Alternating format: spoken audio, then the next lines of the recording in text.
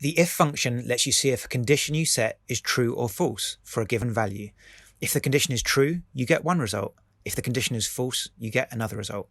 This function is great for quickly analysing budgets, costs, or targets, and much more. Here, we want any spend above $100 to be identified as over budget, and any spend below $100 as okay.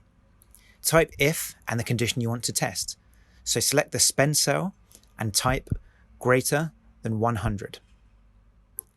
Next, to return results, if this test is true, we can type in a message between quotation marks, for example, over budget, and do similar if the test is false by typing in OK.